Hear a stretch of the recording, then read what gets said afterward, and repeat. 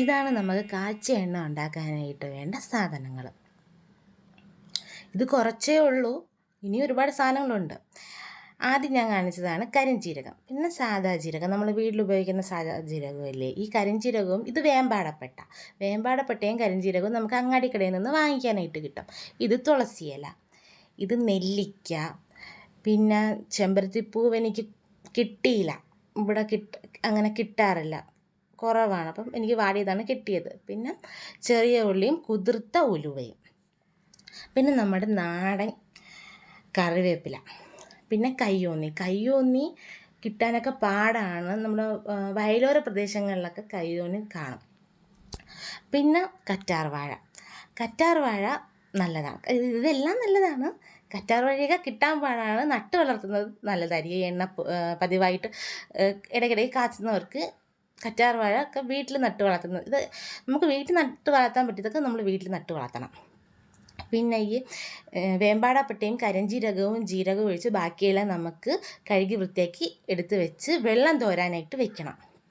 അതിന് ശേഷം അതെല്ലാം കൂടെ അരച്ചെടുക്കണം. നമ്മൾ ഈ വെള്ളം തോരൻ്റെയൊക്കെ വെച്ചില്ലേ, അതെല്ലാം അരച്ചെടുത്തിട്ട് ഈ കരിഞ്ജീരകവും വേമ്പാടപ്പട്ടയും ജീരകവും പൊടിച്ച് വെക്കണം. അത് നമുക്ക് ലാസ്റ്റ് ഇട്ട് കൊടുക്കാം. അത് ലാസ്റ്റാണ്, ഞാൻ പറഞ്ഞുതരാം. പിന്നെ നമ്മൾ വീട്ടിൽ കറികളൊന്നും വെക്കാത്ത ഒരു പാത്രം എടുക്കണം. അതിൽ വെള്ളം നനവൊന്നും കാണരുത്. കഴുകി തുടച്ച് വൃത്തിയാക്കി എടുക്കണം. അതിലേക്ക് നമുക്ക് ആവശ്യമായ നാടൻ വെളിച്ചെണ്ണ, നമ്മൾ ആട്ടുന്ന വെളിച്ചെണ്ണയൊക്കെ നമ്മൾ സ്വന്തമായിട്ട് മില്ലിൽ കൊണ്ടുപോയി ആട്ടുന്ന വെളിച്ചെണ്ണ, അതൊക്കെയാണ് നല്ലത്. അത് നമുക്കറിയില്ല, അതിന് മായമൊന്നും ചേർത്തിട്ടില്ലാന്ന്. നമുക്ക് ആവശ്യത്തിന് നമ്മൾ വെളിച്ചെണ്ണ ഒഴിക്കണം. പിന്നെ ആവശ്യത്തിന് കുറച്ച് നല്ലെണ്ണ ഒഴിച്ചു കൊടുക്കണം. നല്ലെണ്ണ നല്ലതാണ് മുടിക്ക്. എന്നിട്ട് ഈ എണ്ണ ചെറുതായിട്ട് തിളച്ച് വരുമ്പോഴത്തേക്കും ശകലം ശബ്ദം കേൾക്കാനായിട്ട് പറ്റും. ഇങ്ങനെ എണ്ണ പൊട്ടുന്ന ശബ്ദം കേൾക്കാനായിട്ട് പറ്റും.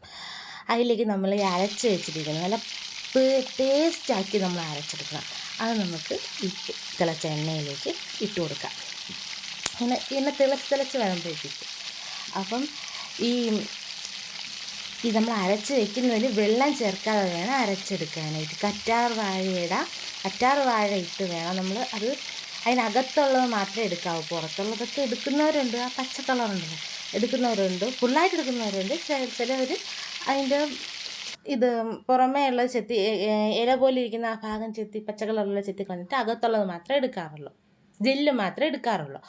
അപ്പം അത് വെച്ച് വേണം നമുക്കിത് അരച്ചെടുക്കാനായിട്ട്. വെള്ളം ചേർക്കാനായിട്ട് പാടില്ല.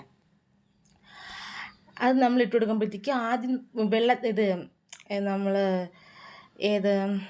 ഈ ഇലകളിലൊക്കെ വെള്ളം തോർന്നിട്ടില്ല എങ്കിൽ വെള്ളം പൊട്ടുന്ന ശബ്ദം കേൾക്കും. അത് പിന്നെ മാറി വരും. പിന്നെ ഇങ്ങനെ ആവും.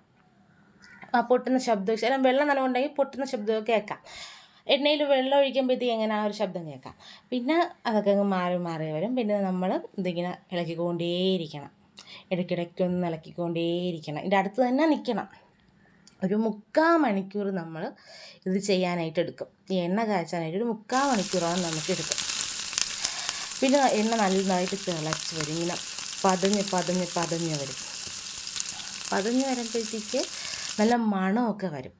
നല്ല മണമാണ് ഈ എണ്ണയ്ക്ക്. നല്ല മണമാണ്. നമ്മുടെ തലയ്ക്ക് നല്ലതാണ്, നമ്മുടെ മുടിക്ക് നല്ലതാണ്. എന്തുകൊണ്ടും നല്ലതാണ് ഈ എണ്ണ. നമ്മൾ സാധാ വെളിച്ചെണ്ണ മാത്രം തേക്കുന്നതിനേക്കാളും ഇങ്ങനെ കാച്ചി തലയിൽ തേക്കുന്നത് നല്ലതാണ്. നമുക്ക് ആണുങ്ങൾക്കായിരുന്നാലും പെണ്ണുങ്ങൾക്കായിരുന്നാലും കൊച്ചു കുഞ്ഞുങ്ങൾക്കാണെങ്കിൽ അവർക്ക് പെട്ടെന്ന് തലയിൽ ഇങ്ങനെ, അത് ആർക്കായിരുന്നാലും നമ്മൾ ഉപയോഗിക്കാത്തവരെണ്ണം ഉപയോഗിക്കുമ്പോഴത്തേക്ക് ചിലപ്പോൾ നമുക്ക് തലവേദന അങ്ങനെയൊക്കെ ഉണ്ടാകും. കൊച്ചു കുഞ്ഞുങ്ങൾക്ക് നേരത്തെ കുറേശ്ശെയായിട്ട് തേച്ച് തുടങ്ങുമ്പോഴത്തേക്ക് അവർക്ക് ശീലിപ്പിച്ച് തുടങ്ങുന്നത് നല്ലതാണ്. പിന്നെ ഈ പത വറ്റി വരും. പത മാറി വരുമ്പോഴത്തേക്കാണ് നമുക്കിത് ഫ്ലെയിം ഓഫ് ചെയ്യേണ്ട സമയമാവുന്നത്. അതായത് പത ഒരുപാട് പതഞ്ഞ് വന്നിട്ട് പിന്നെ ഈ പത അങ്ങ് മാറി അതായത് ഇതുപോലെ മാറി വരും. എണ്ണയുടെ കളറും മാറും, നല്ല മണമായിരിക്കും. പിന്നെ ഈ എണ്ണ ഇരിക്കും തോറും, അതായത് നമ്മൾ പ്ലാസ്റ്റിക് കുപ്പിയിലൊന്നും ഒഴിച്ച് വയ്ക്കരുത്. ഗ്ലാസിൻ്റെ ബോട്ടിലുണ്ടല്ലോ, അതിൽ വേണം ഒഴിച്ച് വയ്ക്കാനായിട്ട്. അതിന് ശേഷം ഇങ്ങനെ എണ്ണ എടുക്കാറാകുമ്പോഴത്തേക്കും ഈ പതയൊക്കെ മാറി വരുന്ന ആ സമയത്ത് വേണം നമ്മുടെ വേമ്പാടപ്പട്ടയും കരിഞ്ജീരകവും ജീരകവും നമ്മൾ പൊടിച്ച് വെച്ചിരിക്കുന്നത് ഈ എണ്ണയിലോട്ട് ഇടാനായിട്ട്. അങ്ങനെ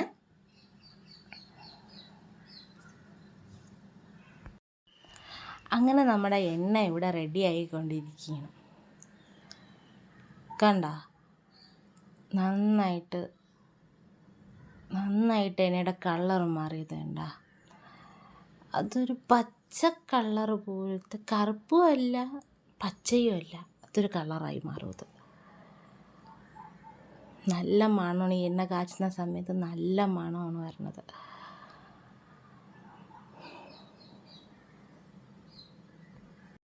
അങ്ങനെ നമ്മുടെ എണ്ണ ഇവിടെ ആയി വരുന്നു. മതി, ഇത്ര മതി. പതയൊക്കെ മാറി വരുന്നത് കണ്ട. ഇത്രയേ ഉള്ളൂ.